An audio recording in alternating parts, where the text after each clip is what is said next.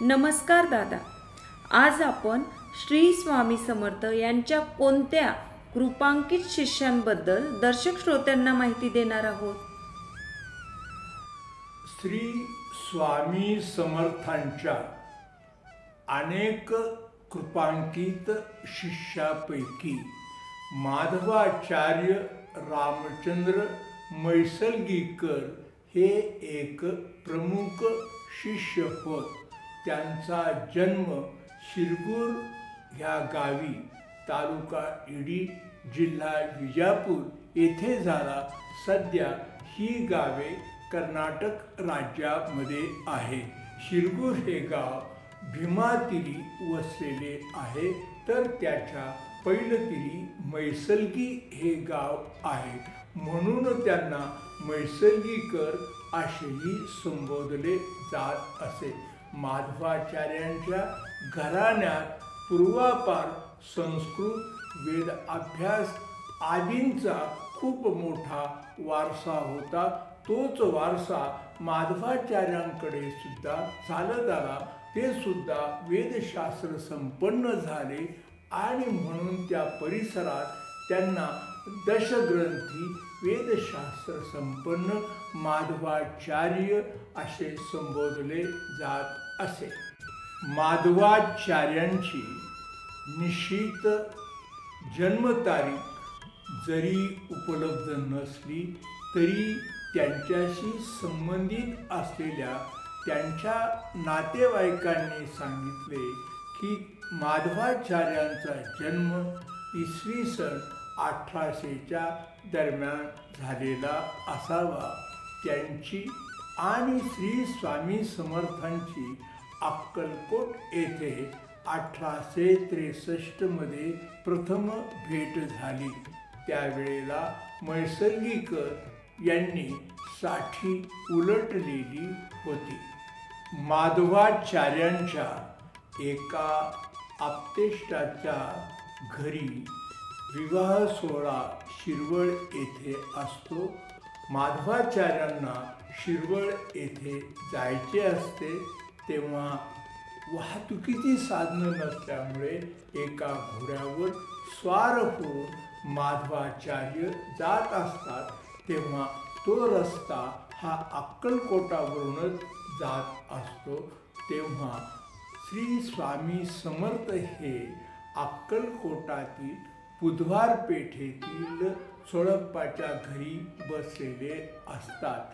जेव्हा माधवाचार्य जात असतात तेव्हा त्यांची आणि श्री स्वामी समर्थांची नजरानजर होते.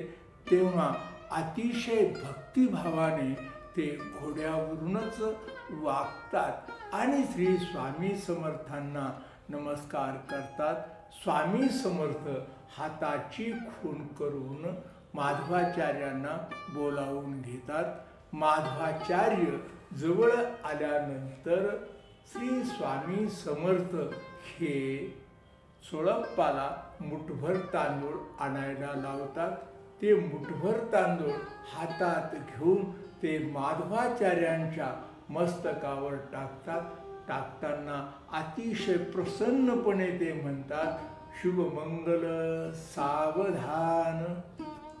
शुभमंगल सावधान हे श्री स्वामी समर्थांच्या मुखातून बाहेर पडलेले उद्गार ऐकून माधवाचार्य अतिशय आश्चर्यचकित होतात.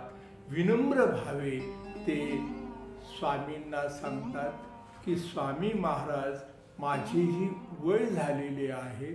माझी पहिली पत्नी तीही मरण पावलेली आहे.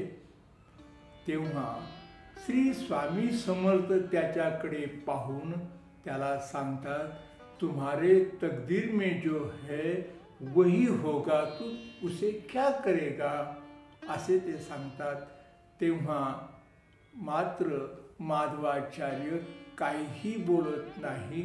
पुन्हा एकदा स्वामी समर्थांना नमस्कार करतात, दंडवत घालतात आणि घोड्यावर बसून ते शिरोळ ह्या गावाकडे लग्न समारंभासाठी रवाना होतात.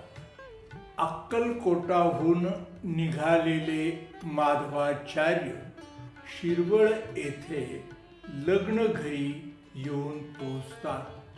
तेथे मात्र त्यांना चिंतेचे वातावरण आढळून येते। ज्या यजमानांकडे लग्न होते त्यांच्या धाकट्या मुलीचे वर आणि वऱ्हाडी मंडळी आलेली होती, परंतु मोठ्या मुलीच्या वर आणि वऱ्हाडी मंडळी मात्र पोहोचलेली नव्हती।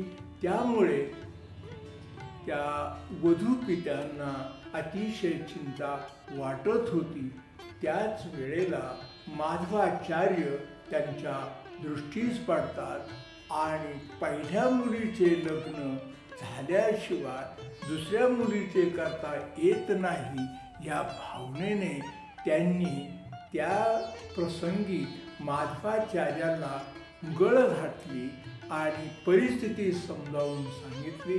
माधवाचार्यांचे त्यांच्या मोठ्या मुलीबरोबर लग्न झाले। त्यावेळेला माधवाचार्यांना श्री स्वामी समर्थांच्या उद्गारांची प्रचिती आली, शुभमंगल सावधान।